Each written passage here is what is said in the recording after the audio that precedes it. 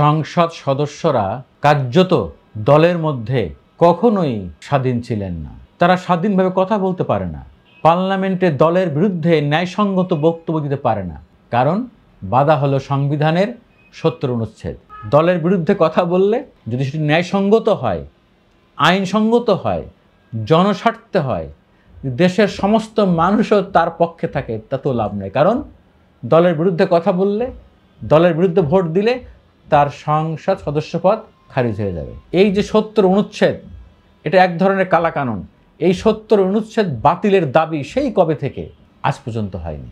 ২৪শে গণ অভ্যুত্থানের পরে যতগুলো সংস্কার নিয়ে কথা হচ্ছে, এই সংবিধান সংস্কারের মধ্যে অনেকগুলো গুরুত্বপূর্ণ মৌলিক বিষয় আসছে। রাষ্ট্রায়ত্ত মৌলিক বিষয় বিদ্যমান বাস্তবতায় দীর্ঘদিনের দাবির পরিপ্রেক্ষিতে সংশোধন করা খুবই জরুরি। তার মধ্যে অন্যতম একটি হলো সংবিধানের ৭০ অনুচ্ছেদ। গতকাল আপনারা দেখেছেন যে পার্লামেন্টে সংবিধান সংস্কার প্রণয়ন জাতীয় ঐক্যমত্য কমিটির সকল সংস্কার কমিটির প্রধানদের নিয়ে প্রধান উপদেষ্টার নেতৃত্বে একটা জাতীয় ঐক্যমত্য কমিটি হয়েছে। গতকালকে কিন্তু দিনব্যাপী বিএনপি মিটিং করেছে, এই যে আমাদের অধ্যাপক আলী রিয়াজের সঙ্গে, তার ফুল টিমের সঙ্গে। সেখানে কয়েকটি গুরুত্বপূর্ণ বিষয়ে কিন্তু বিএনপি একমত হয়নি। অনেকগুলো বিষয় একমত হয়েছে, কিন্তু যেগুলো সবচেয়ে বেশি জরুরি সেই বিষয়ে বিএনপি কিন্তু একমত হয়নি। তার মধ্যে অন্যতম হলো ৭০ অনুচ্ছেদ। তাদের জুজুর ভয়, না ৭০ অনুচ্ছেদ অনুমোদন বাতিল করলে একটা অস্থিরতা হতে পারে এবং সরকার নাও টিকতে পারে ইত্যাদি।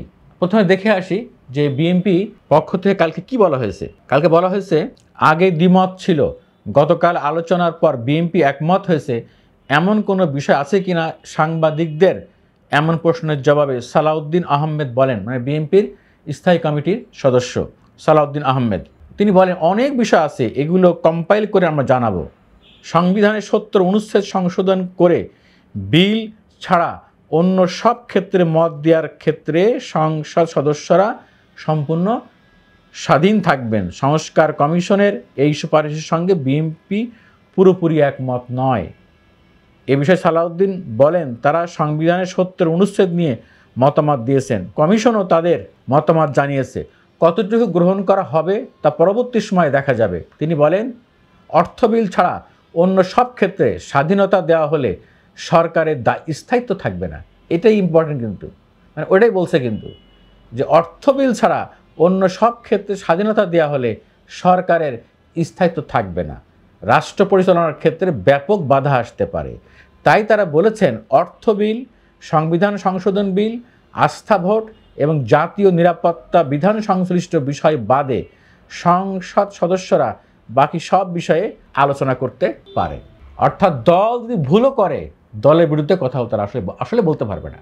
এই যে আমার কথা হলো, জনগণ তার সেবককে, তার প্রতিনিধিকে, তাকে শাসন করার, আইনসম্মতভাবে শাসন করার যে প্রতিনিধি নির্বাচন করছে, আইন প্রণেতা নির্বাচন করছে, সেই সংসদ সদস্য পার্লামেন্টে যে জনস্বার্থে সে দলের বিরুদ্ধে কথা বলতে পারবে না। তাহলে এই ২৪শে গণ অভ্যুত্থানে এত লোক জীবন দিয়ে কী লাভ হলো? দেখেন, এই মৌলিক সংস্কারে কিন্তু আমার পিছায় আছি। শুধু বিএনপিকে দোষ দিচ্ছি না, কোনো সরকারই, আওয়ামী লীগও করে নাই, কেউই করে নাই। আমি এই ৭০ অনুচ্ছেদ পড়তে যে আজকে আমি কিছু পুরনো লিঙ্ক খুঁজছিলাম, সেখানে আমি দেখলাম এর আগেও কিন্তু এটি বাতিল করার ক্ষেত্রে আমাদের সমস্ত যারা উত্তরসূরি বড় রাজনীতিবিদ তারাও কিন্তু একমত পোষণ করে নাই। ইভেন বঙ্গবন্ধু পর্যন্ত বলে নাই যেটা এটা করা যাবে না। ৭০ অনুচ্ছেদ নিয়ে কিন্তু ৭২ সালে আপত্তি দেওয়া হয়েছে। ১৯৭২ সালে সংবিধান বিলের ৭০ অনুচ্ছেদ এই বিষয়টি অন্তর্ভুক্ত করা হলে এ নিয়ে তুমুল বিতর্ক শুরু হয়। সংবিধানের খসড়া প্রণয়ন কমিটির সদস্য অধ্যাপক আবু সাইদ বলেন, বঙ্গবন্ধুকে সংসদ সদস্যের পদ বাতিল সম্পর্কিত ৭০ অনুচ্ছেদ নিয়ে নিজের অবস্থান তুলে ধরে বললাম, অন্য দেশের সংবিধানে এমনটি নেই। পরে ৭০ অনুচ্ছেদ নিয়ে বঙ্গবন্ধুর সঙ্গে আমরা আরও কয়েকজন আলোচনা করি, কিন্তু তিনি বললেন, এদেশের মানুষকে আমি জানি, অনেকেই লোভে পড়ে ব্যক্তি স্বার্থে এদিক ওদিক করে। সুষ্ঠুভাবে দেশ চালাতে গেলে গণতন্ত্রের সঙ্গে স্থিতিশীল সরকার দরকার। কমিটির জ্যেষ্ঠতম সদস্য হাবিবুর রহমানও ৭০ অনুচ্ছেদ নিয়ে নিজের আপত্তির কথা জানান। তিনি এ বিষয়ে সংবিধান বিলের সঙ্গে নোট অফ ডিসেন্ট দেন। শুধু তিনি একা নন, সংবিধান প্রণয়ন কমিটির আরও ৪ সদস্য আসাদুজ্জামান খান, AK মোশাররফ হোসেন আকন, আব্দুল মুস্তাকিম চৌধুরী, সুরঞ্জিত সেনগুপ্ত ৭০ অনুচ্ছেদের বিরোধিতা করেন ইত্যাদি। এক কথায় আপনারা দেখবেন ৭০ অনুচ্ছেদের ইতিহাস ঘাটলে প্রতিটি সরকারের আমলেই যারা অভিজ্ঞ পার্লামেন্টারিয়ান, যারা দলের ভিতরে বাইরে সংসদে গণতান্ত্রিক চর্চা বিশ্বাস করেন, জনগণের পক্ষে কথা বলতে চান, যদি সরকারের বিরুদ্ধেও যায় তারা জনগণের পক্ষে সত্য কথাটি বলতে চান, তাদেরকে বারবার থামিয়ে দেওয়া হয়েছে। অথচ সাধারণ মানুষের দীর্ঘদিনের দাবি ছিল যে এই একটা কালা কানুন ৭০ অনুচ্ছেদ তুলে দিতে হবে, কিন্তু তারা করে নাই। আমার ধারণা এবারও কিন্তু সেই বাধাটা আসছে। আমরা ২৪শে গণ অভ্যুত্থানের পরবর্তী যে সুন্দর বাংলাদেশের স্বপ্ন দেখি, রাষ্ট্র মেরামত করার যেসব স্বপ্ন দেখি এবং লালন করি, ভবিষ্যতে আমরা যে ধরনের বাংলাদেশ দেখতে চাই, সেই বাংলাদেশে আমরা এই কালা কানুন, এই ৭০ অনুচ্ছেদ আর দেখতে চাই না। বিএনপিকে বলতে চাই, বিএনপির ভাইদেরকে বলতে চাই, বিএনপির বোনদেরকে বলতে চাই, বিশেষ করে বিএনপির ভারপ্রাপ্ত চেয়ারম্যান তারেক রহমানকে বলতে চাই, আপনি এখন রাজনীতিতে অনেক প্রজ্ঞার পরিচয় দিচ্ছেন। আপনার বক্তব্যের সঙ্গে আমরা আপনার পিতার বডি ল্যাঙ্গুয়েজ দেখতে পাই। আমরা আপনাকে দেখি আশাবাদী হতে চাই। আসেন ২৪শে গণ অভ্যুত্থানের পরে আমরা সবাই মিলে যে নতুন বাংলাদেশের স্বপ্ন দেখছি, সেই বাংলাদেশে আপনি, আপনার দল ৭০ অনুচ্ছেদ বাতিলের পক্ষে একমত হবেন। সমস্যা কোথায়? আমি মনে করি বিএনপি সহ অন্যান্য দল সবাই যদি প্রত্যেকটি নির্বাচনী আসনে সৎ, যোগ্য, দক্ষ প্রার্থী আপনার নমিনেশন দেন, ওই এলাকার সবচেয়ে ভালো মানুষকে আপনারা প্রার্থী বানান, তাহলে দেখবেন দলে গণতন্ত্র প্রতিষ্ঠিত হবে, দেশে গণতন্ত্র প্রতিষ্ঠিত হবে, দল, দেশ, রাজনীতি সব সামনে এগিয়ে যাবে।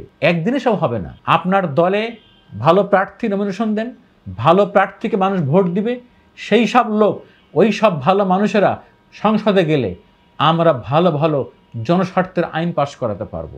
দলের ভিতরে বাইরে সব জায়গায় সমালোচনা, আত্মসমালোচনা ওপেন রাখেন। ভুল স্বীকার করতে তো দোষের কিছু নাই। ভুল স্বীকার করে মানুষ শুদ্ধ হয়। ভুল স্বীকার করা গৌরবের, ভুল স্বীকার করার মধ্যে কোনো গ্লানি নেই। তাই মনে করি যে এই নতুন বাংলাদেশে আমরা বাংলাদেশ ২-এ যে স্বপ্নগুলো দেখি, সেখানে ৭০ অনুচ্ছেদ থাকতে পারবে না। দেয়ালে কান পেতে শোনেন, কান পেতে দেখেন, বেশিরভাগ মানুষ ৭০ অনুচ্ছেদ বাতিল চায়। বেশিরভাগ মানুষ চায় একটি গণতন্ত্রের প্রতীক হবে আমাদের পবিত্র সংসদ, পবিত্র সংবিধান।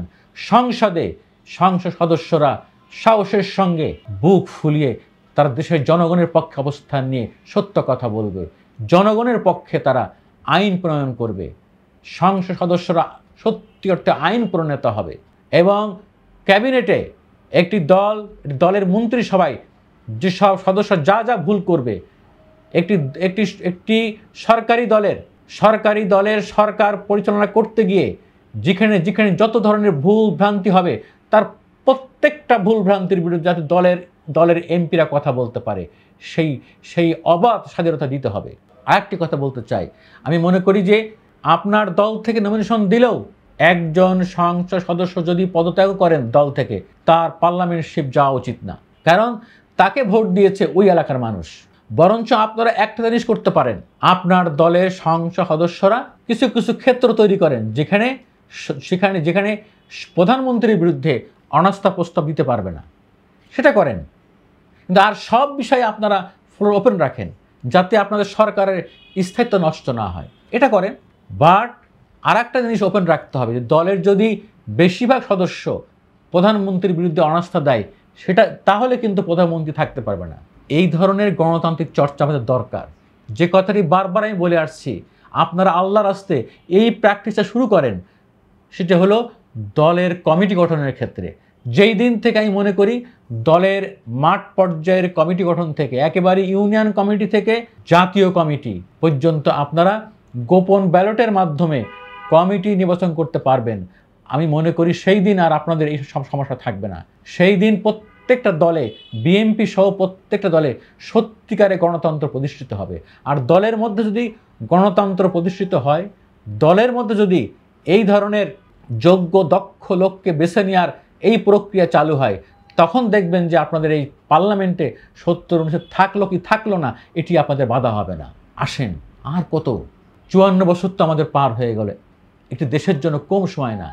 আমাদের চেয়েও অনেক কম সময়ে স্বাধীনতা অর্জন করে অনেক দেশ অনেক দূর এগিয়ে গিয়েছে। আমরা আর কতকাল হানাহানি মারামারি করব?